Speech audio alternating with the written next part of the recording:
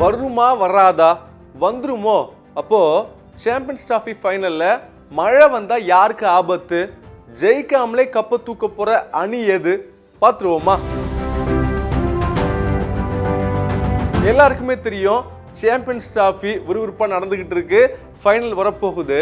இந்த சூழல்ல மழை அப்படின்னு பேசினா ஒரு மேட்ச் கண்டிப்பா ஞாபகம் வரும். 1992 நடந்த south Africa versus England match.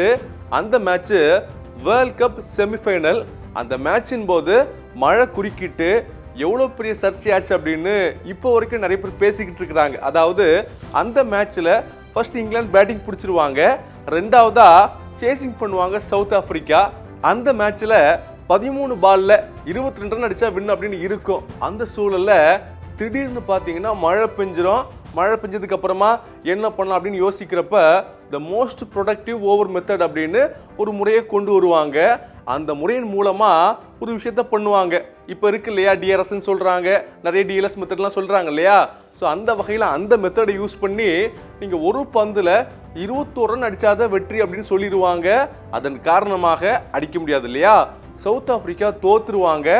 அதை தான் இப்போ வரைக்கும் பேசிக்கிட்டு இருக்கிறாங்க. மழையால போன மிக முக்கியமான மோசமான ரிசல்ட்டா அந்த மேட்சை பார்க்கப்படுது.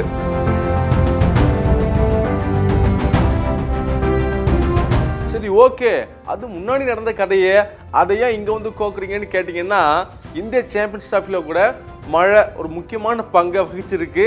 என்ன காரணம்னா, கிட்டத்தட்ட 3 போட்டிகள் மழையின் காரணமாக கைவிடப்பட்டிருக்கு. அதுல குறிப்பா சொல்லணும் அப்படின்னா ஆஸ்திரேலியா விளையாண்ட 2 போட்டிகள் கைவிடப்பட்டிருக்கு. அதன் காரணமாக ஆஸ்திரேலியா ஈஸியா செமிஃபைனலுக்கு வந்துட்டாங்க அப்படின்னு கூட சொல்லப்படுது. அப்ப ஒரு மழை 2 மேட்சை கேன்சல் பண்ணி ஒரு டீமை செமிஃபைனலுக்கு கூப்பிட்டு வந்திருக்கு அப்படின்னா அதோட முக்கியத்துவத்தை நீங்களே பார்த்துருப்பீங்க.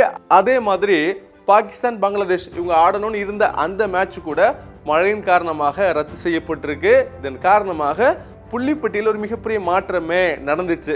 இந்த சூழலை தான் ஞாயிற்றுக்கிழமை அந்த கேமை விட்டுட்டு ரிசர்வ் டே ஆன திங்கட்கிழமை, அதாவது மார்ச் 10ஆம் தேதி அந்த மேட்ச் நடத்தப்படும். அன்னைக்கும் பெரிய மழை, அந்த மேட்ச் தொடர முடியாத நிலை ஏற்பட்டா புள்ளிப்பட்டியலில் எந்த அணி இப்போதைக்கு டாப்ல இருக்கோ அந்த அணி தான் வெற்றி பெற்றதாக அறிவிக்கப்படும். அந்த வகையில் பார்த்தீங்க அப்படின்னா இந்தியா இது வரைக்கும் நடந்த 4 மேட்ச்லையுமே ஒரு மேட்ச்ல கூட தோக்காம ஃபர்ஸ்ட் ஸ்பாட்ல இருக்கிறாங்க. ஸோ கோப்பை இந்திய அணிக்கு வந்து சேரும்.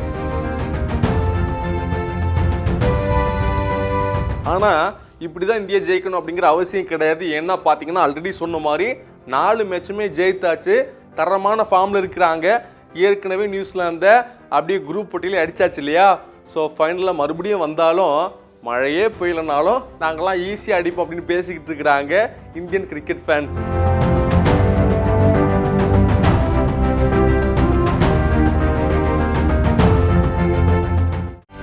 செய்திகளை உடனுக்குடனும் துல்லியமாகவும் தெரிந்து கொள்ள சப்ஸ்கிரைப் பண்ணுங்க.